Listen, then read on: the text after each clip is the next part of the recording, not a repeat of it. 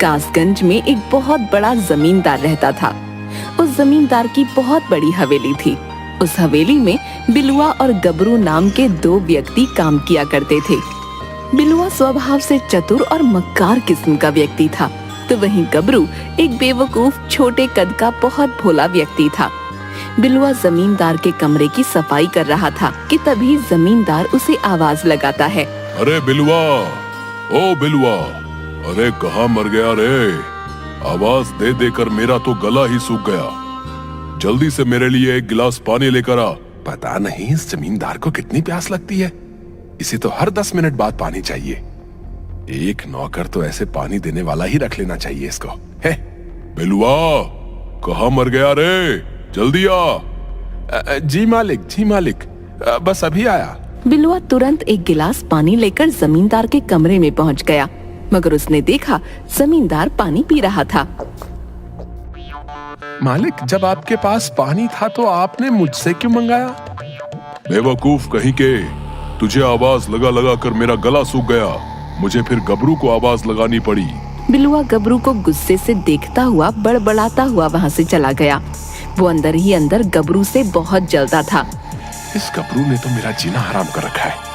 हमेशा मुझे जमींदार के सामने बेइज्जत करने का बहाना ढूंढता रहता है।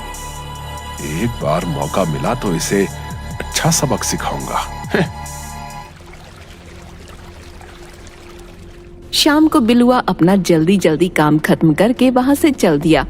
रास्ते में बिलुआ को कनुआ नाई मिल गया। अरे क्या हाल है बिलुआ भैया? आज कैसे गुस्से में चले जा रहे हो? लगता है जमींदार ने आज तुम्हें फिर से खरी खोटी सुना दी है। तुम्हें क्या कनुआ भैया, तुम अपने काम से काम रखो।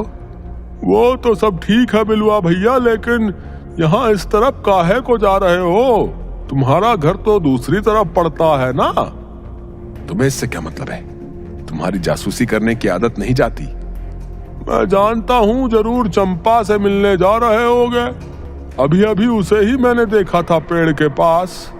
जब सब कुछ जानते ही हो तो पूछना जरूरी है। हम तेरे गांव के तुम्हारे शुभ चिंतक, किसी दिन चंपा के पिता को तुम्हारे बारे में पता लग गया ना तो तुम्हारी चप्पलों से पीट पीट कर हालत खराब कर देंगे, बता रहे हैं। हाँ। अरे ऐसा बिल्कुल नहीं होगा। मैं तुम्हें एक राज की बात बताता हूँ बिलुआ भैया। चंपा का चक्कर तुमसे नहीं बल्कि गांव के ही रईस जादे बिल्लू से भी चल रहा है। वो सिर्फ तुम्हें बेवकूफ बना रही है, बेवकूफ। वो तुमसे विवाह नहीं करेगी, बता रहे। कनुआ नाई की बात पर बिलुआ बुरी तरह से झुंझला गया। अरे वो मुझसे विवाह करे या ना करे, है तुम्हें इससे क्या? तुम अपने काम से काम क्यों नहीं रखते भैया? अब रास्ता छोड़ो मेरा, जाने दो मुझे। कनुआ नाई ने हंसते हुए उसका रास्ता छोड़ दिया और बिलुआ सीधा एक पेड़ के पास पहुंच गया, जहाँ पर चंपा उसका इंतजार कर रही थी। 1 घंटे से तुम्हारा इंतजार कर रही हूँ बिलुआ, और तुम अब आए हो जब मेरा घर जाने का टाइम हो गया है। अरे बड़ी मुश्किल से तो आया हूँ, वरना उस जमींदार का बस चले तो मुझसे 24 घंटे काम करवाए। बहुत बहाने हो गए। पहले ये बताओ, तुमने आज मुझसे वादा किया था तुम मुझे 9 लखा हार पहनाओगे। कहाँ है मेरा 9 लखा हार? तेरा दिमाग ठीक है चंपा? 9 लखा का हार तो तू ऐसे मांग रही है जैसे कि बाजार में 4-5 रुपए का बिकता हो। मुझे कोई मतलब नहीं बिलुआ, मुझे 9 लखा हार चाहिए, फिर चाहे तुम चोरी करके लाओ कि डाका डाल के। तू अच्छी तरह से जानती है चंपा कि मैं जमींदार के यहाँ पर काम करता हूँ, मैं कोई जमींदार नहीं हूँ। ठीक है, सोच लो। मेरे पीछे गांव का बिल्लू भी पड़ा हुआ है। मैंने तो सुन रखा है कि वो मेरे लिए 9 लखा हार भी लेकर आ गया है। 3 दिन की मोहलत देती हूँ तुम्हें। अगर 3 दिन में तुम हार लेकर नहीं देते हो ना तो मैं बिल्लू से शादी करने की हामी भर दूंगी। हाँ। इतना कहकर चंपा वहाँ से चली गई और बिलुआ सर पर हाथ रखकर बैठ गया। अरे अब इसके लिए 9 लखा का हार कहाँ से लेकर आऊं? तभी बिलुआ को गबरू आता दिखाई दिया। अबे कहाँ जा रहा है? इधर जंगल की तरफ है? मैं तो अक्सर खाना खाने के बाद जंगल की तरफ ही टहलने निकल जाता हूँ। सुबह जमींदार के सामने तो बड़ा आकर दिखा रहा था।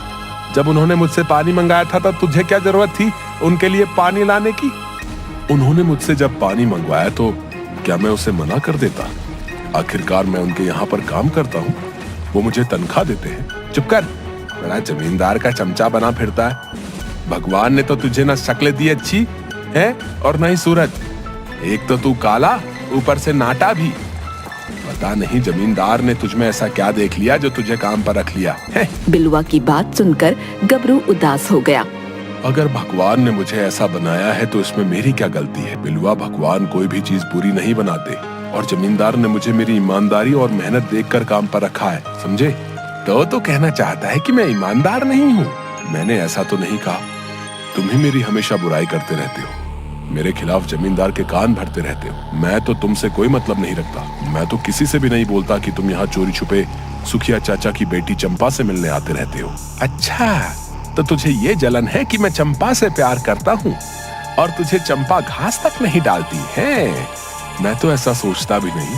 सोचने से पहले अपनी शक्ल और अपना कद जरूर देख लेना, बदसूरत नाटा कहीं का। इतना कहकर बिलुआ गबरू का मजाक उड़ाते हुए वहाँ से चला गया और गबरू उदास होकर जंगल की ओर चल पड़ा। अगले दिन गबरू जमींदार के यहाँ काम पर चला गया और बिलुआ अभी तक काम पर नहीं आया था। गबरू हवेली के फर्श पर पोंछा लगा रहा था कि तभी जमींदार की पत्नी आशा गबरू के पास आकर बोली, अरे गबरू, जरा इधर तो आओ, तुमसे एक बहुत जरूरी काम है। जी मालकिन, अभी आया। मैं बिलुआ का इंतजार कर रही हूँ, लेकिन लगता है वो तो नहीं आएगा। सुनो, ये सोने का हार है, पूरे 25 तोले का है। इसे गांव जाकर सुरेश सुनार को दे आओ, और सुनो, संभाल कर ले जाना। मालकिन, ये तो बहुत महंगा है। तुम्हें गिफ्ट नहीं कर रही हूँ, इस हार का कुंडल टूट गया है। मैंने सुरेश से बात कर ली है, उसको बोल दिया है कि तुम्हें भेज रही हूँ मैं इसी के साथ। इतना कहकर जमींदार की पत्नी वहाँ से चली गई और बिलुआ ये सब कुछ चुपके से देख रहा था। तभी जमींदार के चीखने की आवाजें आने लगीं। बिलुआ, बिलुआ, कहाँ मर गया तू? जल्दी से मेरे लिए एक गिलास पानी लेकर आ। मगर बिलुआ ने उसकी बात को अनसुना कर दिया, क्योंकि बिलुआ जानता था कि कुछ देर बाद जमींदार गबरू को आवाज लगाएगा और बिलुआ के दिमाग में कुछ और ही चल रहा था। अरे गबरू, ये बिलुआ पता नहीं कहाँ मर गया, तू ही मेरे लिए एक गिलास पानी ले आ। जमींदार की आवाज सुनकर गबरू जैसे ही जमींदार की ओर कमरे में बढ़ा, तभी बिलुआ उसके सामने आ गया। अरे गबरू, तुम्हारे हाथ में क्या है गबरू? अच्छा हुआ तुम आ गए बिलुआ भैया, मालकिन तुम्हारा ही इंतजार कर रही थी। मालकिन ने ये हार सुनार के यहाँ देने के लिए दिया था। लाओ, इसे मैं दे आता हूँ, तुम जाकर तब तक जमींदार साहब को पानी दे आओ। है तुम इसे पकड़ो बिलुआ भैया, मैं अभी 5 मिनट में आता हूँ। इतना कहकर गबरू जमींदार के कमरे की तरफ चला गया और बिलुआ के होठों पर मक्कारी की मुस्कुराहट आ गई।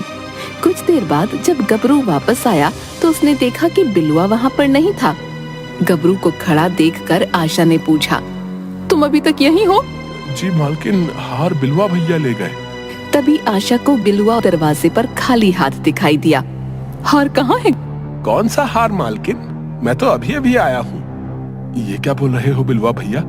अभी अभी तो तुमने हार लिया था। पागल हो क्या है मालकिन? मैं तो अभी अभी आपके सामने ही आया हूँ। आशा बुरी तरह से चीखने लगी, अजी सुनते हो, बाहर आओ, तुम्हारा ये लड़ेंता गबरू तो चोर निकला। आशा की बात सुनकर जमींदार बाहर आ गया। क्या हुआ? क्यों कुत्ते की तरह भौंक रही है? मैं कुत्ते की तरह भौंक रही हूँ? कुत्ता तो तुम्हारा ये लड़ेता है, पूरे 25 तोले का हार हड़प गया। मैंने कुछ नहीं किया मालिक, मैंने वो हार बिलुआ भैया को दिया था। लेकिन मालिक, मैं तो अभी अभी मालकिन के सामने आया हूँ, चाहे तो मालकिन से पूछ लो। बिलुआ सही कह रहा है। मक्कार नाटी, एक तो तुझे काम पर रखा, ऊपर से तूने मेरे ही घर चोरी कर ली। मेरी बात का यकीन कीजिए। तभी जमींदार ने अपने 4-5 गुंडे बुला लिए और उनकी ओर देखकर बोला, मारो इसको। उन सब ने गबरू को बुरी तरह से पीट डाला। ये देखकर बिलुआ बहुत खुश हो रहा था। कल तक 25 तोले का हार अगर मेरे पास नहीं आया तो तेरे घर वालों को धक्के देकर तेरे घर से बाहर निकाल दूंगा और तेरे घर पर कब्जा कर लूंगा। गबरू रोता हुआ चुपचाप जंगल की ओर चला गया। वो जंगल के तालाब किनारे बैठा रो रो कर अपने आप से बातें करने लगा। 25 तोले का हार मैं जमींदार को कहां से ला कर दूं? एक तो गांव वाले वैसे भी मुझे बदसूरत और नाटा कहकर चिढ़ाते हैं, ऊपर से कल जमींदार मेरे घर वालों को घर से बाहर निकाल देगा तो मैं क्या करूंगा? मेरे जिंदा रहने का कोई हक नहीं है। इतना कहकर गबरू उस तालाब से छलांग लगाने ही वाला था कि तभी उस तालाब से एक धुआं उठा और एक बेहद भयानक चेहरे वाली चुड़ैल उसके सामने आ गई। चुड़ैल को देखकर गबरू बिल्कुल नहीं डरा। ये देखकर चुड़ैल को बड़ा आश्चर्य हुआ। ये तालाब मेरा है, मुझे देखकर अच्छे अच्छों की सिट्टी पिट्टी गुम हो जाती है, तुझे डर नहीं